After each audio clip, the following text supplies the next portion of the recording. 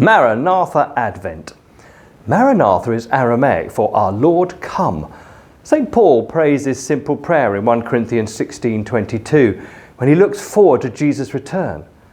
That return reminds us Jesus came a first time at that first Christmas, and that he will return a second time, but we don't know when. Well, that's Advent in a nutshell, but let's look a bit deeper. The Church's Advent season began in the late 4th century as the Christian faith was increasingly welcomed across the Roman Empire. It was to be like Lent. Lent is the 40 days before the Easter celebrations.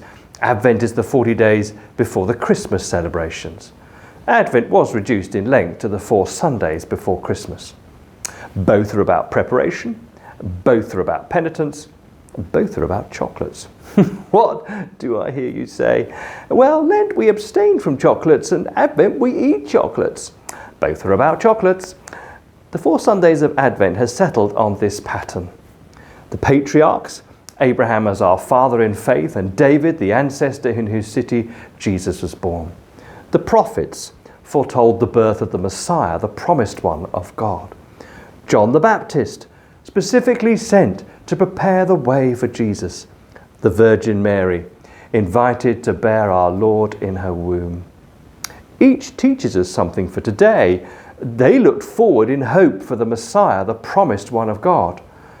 Abraham reminds us of the importance of faith in God's promises. We are called to trust. The prophets remind us that we are proclaimers of good news in our generation. John the Baptist reminds us that we proclaim the lordship of Jesus as counter-cultural followers.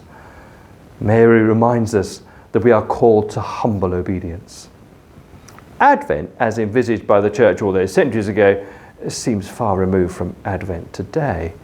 Not that we should give up chocolate calendars, they're our countdown to celebrating Christmas.